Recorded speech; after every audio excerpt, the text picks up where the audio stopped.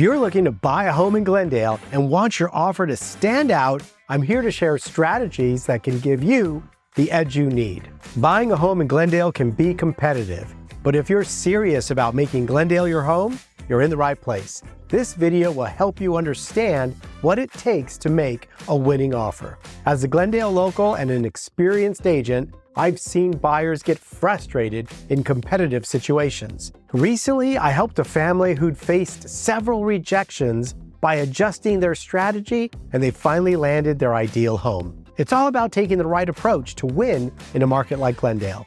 I'm Dave, and over the years, I've helped hundreds of people find homes in Glendale. I'd love to help you too. So let's jump into what makes a strong offer.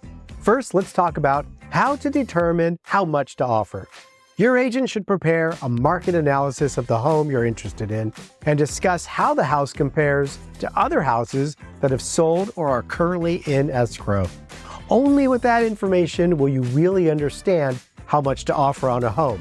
Some buyers with the strategy of offering, say, 5% below the asking price can run into problems if the home is priced higher or lower than expected. For example, if a home is actually underpriced by, say, 10% and you pay 5% over that, you might still be getting a good deal. This kind of context is essential for smart competitive offers. Now, let's get into the strategies that make your offer stand out.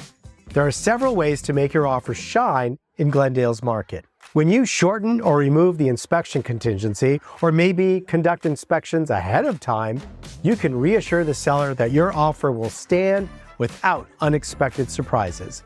Consider focusing on high-cost systems like the foundation, plumbing, before you make your offer. In Glendale's market, appraisals don't always match up to the offers. Work with your lender to see if you can structure your down payment to cover any gaps if the appraisal comes in low. This flexibility can make your offer much stronger. If this feels confusing or you'd like some expert help to guide you, don't hesitate to reach out. I've helped hundreds of buyers structure offers that win, and I can walk you through this. If you're confident in your financing, removing the loan contingency is a really big move that can make you stand out to the seller. Be sure that it's the right choice for your financial situation. Increasing your earnest money deposit or even releasing it early can show the seller that you're serious, but it's a risk, but it can be a powerful show of confidence. Sometimes the seller's agent has a preferred lender. Reaching out to that lender to get a pre-approval shows the seller that you're flexible and serious about making the transaction as smooth as possible. The seller needs a little extra time after closing. Offering a free rent-back period can set you apart. It's a way to make the offer feel more accommodating. Working with an agent who knows Glendale well can make all the difference. As someone who's worked in this community for many years, I know what sellers respond to and can guide you every step of the way.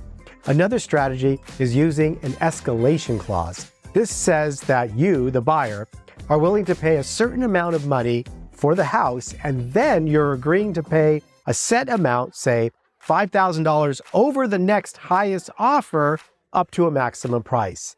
Some listing agents may not allow this escalation clause as part of the negotiation, as it can be quite effective, and the seller could be leaving money on the table. This is a very sophisticated negotiation tactic, so if you'd like to discuss this in detail, please call me because there's a lot of nuance with this strategy that I'm leaving out of this video. There's also what's called a love letter, which has become somewhat controversial. These letters are written by the buyer to let the seller know how much they love the home and why it's perfect for them. This can really appeal to the emotional process the seller may be going through. However, many agents and their sellers are no longer accepting these letters because they can lead to decisions that may appear biased or could even violate fair housing laws. It's important to remember that a buyer should be chosen based solely on the strength and merits of their offer. Like I said, this is what I do. If you want to talk about crafting a winning offer or need more guidance, reach out. I'd love to help you make Glendale your home.